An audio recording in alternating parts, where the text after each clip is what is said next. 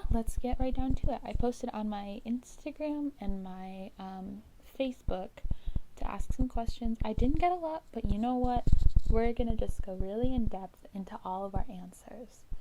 So the first question comes from my friend on Instagram, who's the only one to comment on my post. You know what? I love that. So Grace basically just asked if she could see Goose, which this is a voiceover, so I cannot show you. So let us see the questions. So yeah, I will show Goose just here. Okay, I hope that was enough. So we've got how many questions? Oh, we have quite a few questions on Facebook. Okay, so the first person asked, how old were you when you started making stories? Also, congrats on your YouTube channel. I hope it goes well. Thank you. I'm not going to say names because I don't want anybody to be found where they're not supposed to be, but you know,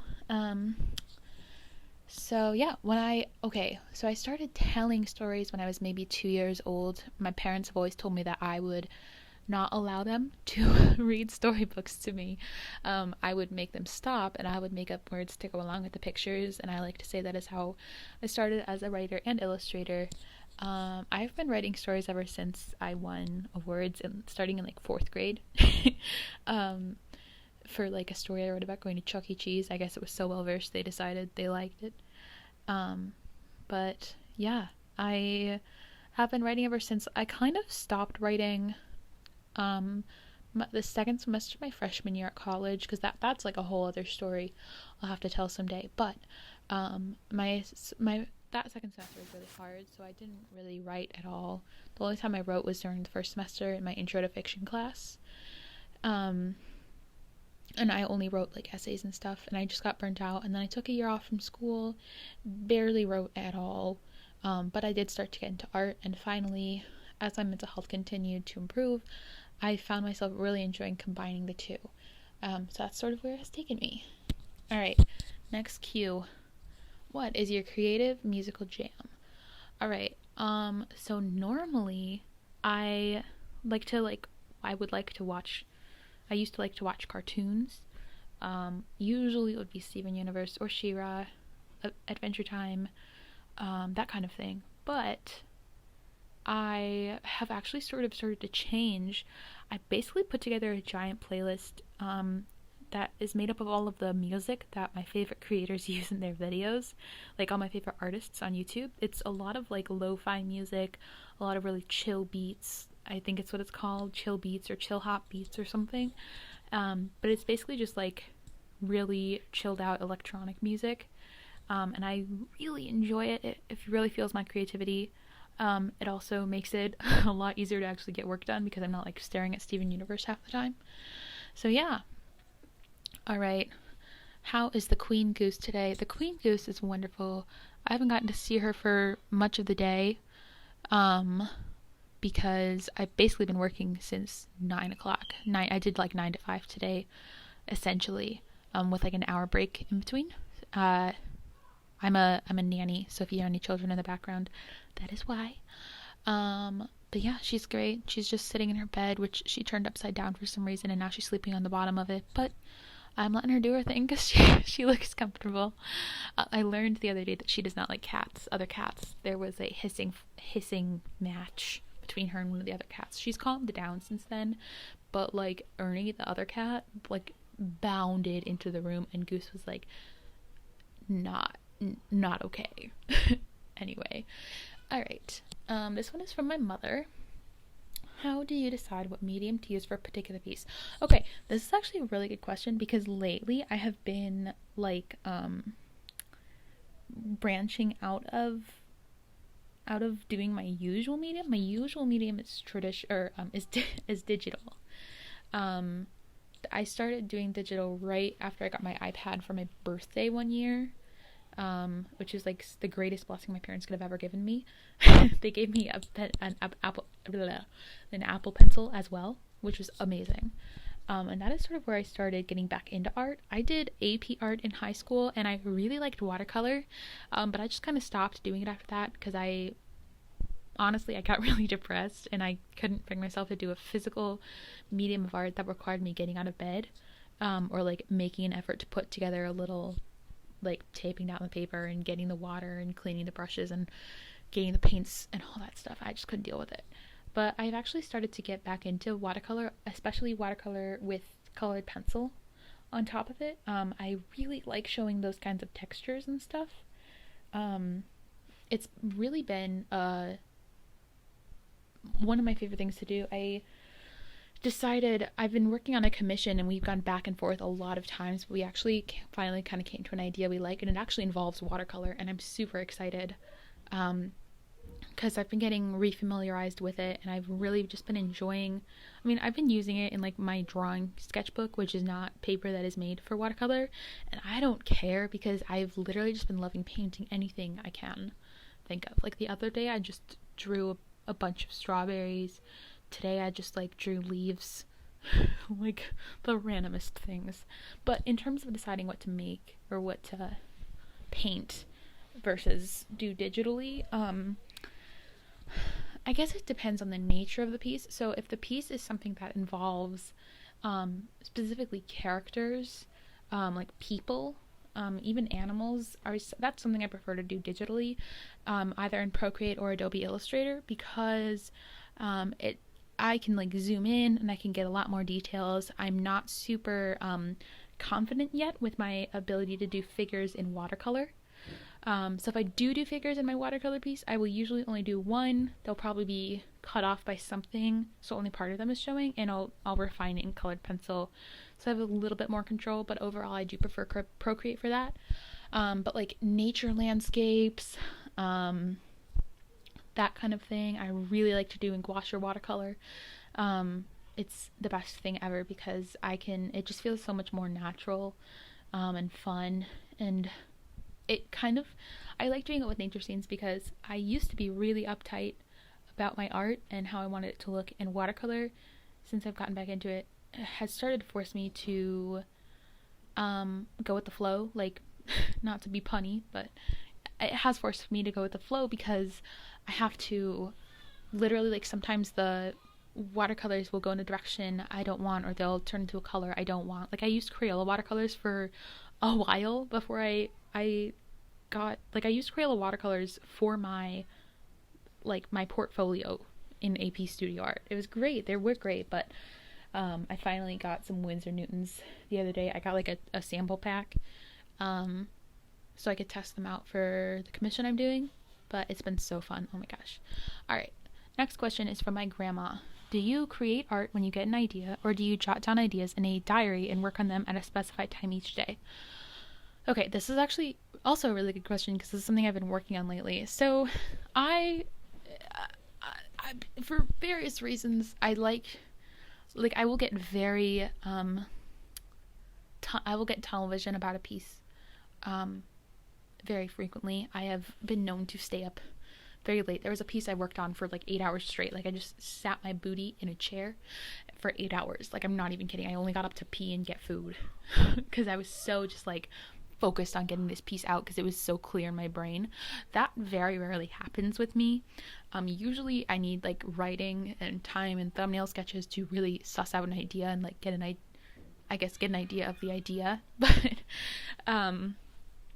so typically if I have an idea for a piece, I will write it down in like my notes on my phone or on a sticky note on my wall. I'll even write it in my sketchbook. Like today, the kids I nanny for wanted me to draw a turtle in a hat with a house on its shell, and I was like, this is a great idea. So I wrote that down because I'm gonna like make it a thing. As you can see, that is what I am doing. But yeah, I guess as far as working on them at a specific time each day, I typically work from about 6 a.m. to 8:30 a.m. On various things. That usually involves scheduling as well, but that is a lot when I get a lot of my logistical artwork done. So like I will do thumbnail sketches, I will do swatches. If I have a new material, I will if I have a new project I want to work on, I'll break it down into steps. And then after work, which could be anywhere from 1 to 5 when I'm done, it just depends on the day, I will typically do the actual like creative process then, so I will actually get the piece done. Sometimes on certain days I can get pieces done while I'm working because either like a kid is down for a nap so I can like draw on my iPad, or like we're actually doing watercolors together so I can like do my own watercolor thing while the kids do their thing. So that's been really fun. But yeah, I'm still kind of working on like figuring out the schedule of how I want to do it. Like how I want to time manage, because one of the biggest pieces of advice I've seen from creators is to like take breaks, because you will get burnt out. And I'm terrified of burnout. I'm very scared of burnout. It's like one of my greatest fears, because I feel like with my luck, like my goal obviously with my YouTube and my Instagram and all that stuff is to like create art that a lot of people want to see. Not necessarily followers, but I just want to be able to create art that I enjoy and that I share with others who also enjoy it. If that comes with followers, I will be happy. If it doesn't, I will also be happy. However, if I were to so happen to post a piece that got me a ton of followers, and I feel like that is the moment I would have creative burnout. I don't know. Maybe I'll like respond to this video in a year and I'll be like, wow, you're so naive. You have like 2 subscribers and you're talking about how scared you are of burnout and all this stuff. I don't know. Future me. It's actually kind of cool to think about future me, but future me, let me know how the past year has been. Yeah, I guess you're in your new apartment now, aren't you? Yeah, cool. Okay, I'm gonna stop talking to my future self because that's kind of not the point of this video. Anyway, last question from my best friend. What's your dream commission? That I haven't actually really thought about. I just looked at these questions. But my dream commission, oh my gosh. That's hard. I don't know. I mean, I'm doing one of my dream commissions right now. I don't know if I can tell you who they are, but I'm very, very excited to be working with them because I've literally like, I just love them all so much, and our relationship, like getting to know each other, has been so beautiful and wonderful. And one of the things that got me through the hellhole that was my freshman year of college and the year-long break in between moving out, so I literally am so grateful for them. So I'm very excited to be doing a thing for them. Anyway, another dream commission. Oh my god, I would love to do a video for Cave Town. I'd love to do a video for Cave Town, or even design merch. That would be great. I would love to do like a book cover for one of my favorite authors or something. Like, oh, if I could. Okay, this isn't technically a commission, but like, if I for somehow, yes, were to meet Noelle Stevenson and we were to like collab on something, or if they were like, oh, I need help with this, which would never happen, or even if Noelle Stevenson, if he retweeted my art on Twitter or something, or like liked or followed me. Oh my god, there are a lot of artists out there ranging from like 1,000 followers to being the showrunner of a hit television show. I would be so ecstatic to have them just like a post. Like Cheyenne Barton liked my video, or no, she didn't even like my video. She just saw my Instagram story. Oh my god, and Free Little Peach saw my Instagram story the other day. She didn't reply to it, she didn't repost it, which I don't care. Like, you do your thing. But I literally just had like a minor conniption when I saw that both of them had seen my story. And like, if somebody recognized me as me in a chat or something, I'm just like, oh my god. So yeah, that was a really bad answer. Anyway, thank you for tuning in to this video. I don't know, I'm recording this before I film my drawing process or my time lapse or whatever, so I'm not actually sure if this audio is going to line up. If it doesn't line up, I don't know what I'll do. We'll figure it out. Anyway, thank you all for being here with me. I know this was a kind of a long video. But yeah, I cannot wait to take you along on this process, this journey. That is what this YouTube channel is all about. It is about, I'm starting with 2 subscribers and 100 followers. And I want to make it big, and that's my goal, and I know that I can do that if I work my booty off and take breaks, and if I just grow into myself as an artist. So yeah, I think this will be really cool to do like a 1-year reflection on. Not just my art, but like myself. I'm very excited about it. Anyway, if you could like, comment, subscribe, you know the drill. So comment your idea for a next YouTube video could be. I'm actually going to go now and stop rambling. All right. Farewell, beautiful people. Have a great night.